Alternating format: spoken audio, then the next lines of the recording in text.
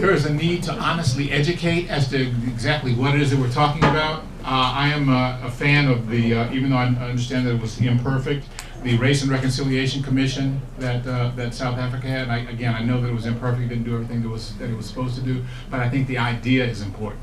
The idea of telling, of putting into the record what happened, okay, and of being being able to speak your truth, to be able to say what happened, and to have the people who did whatever it was have to understand this, have to listen to this. I think there needs to be education. I think there needs to be some sort of repair, of this, of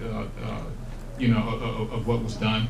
But I think that the bottom line and the reason that we have this issue is that many of us as Americans, many of us as white Americans, have not yet been able to bring ourselves to face the truth of our country.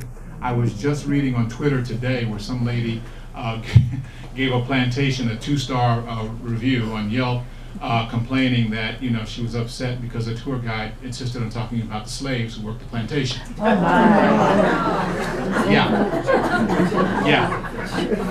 Yeah. And I wish that kind of thing surprised me. I wish that it was rare, but that sort of thing happens over and over. This is a country that is in full flight from its history. So in addition to educating the current generation, there's also a need to evolve a way to face what happened.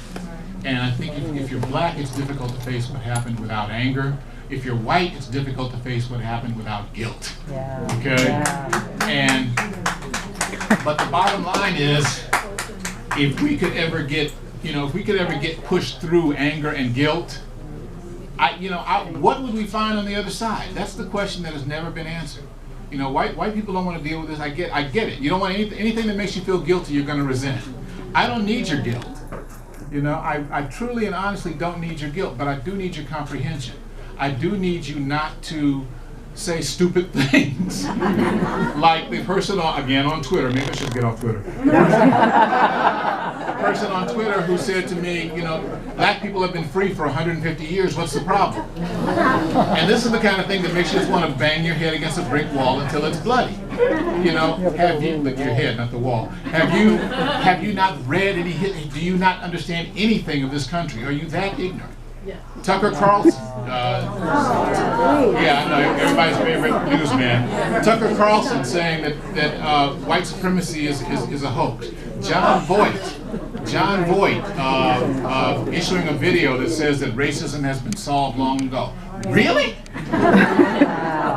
Ask Tamir Rice about how solved he feels racism is. Tamir Rice died with a toy gun. Police showed up and shot him within 2 seconds, died with a toy gun in an open carry state.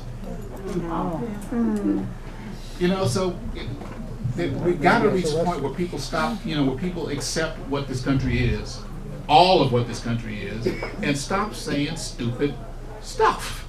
And stop and deal with the country as it is. When we do that, when we're able to do that, then we'll be able and prepared to move forward. Until then, we're going to keep going in these circles. We're going to keep going in these same circles we've been going in.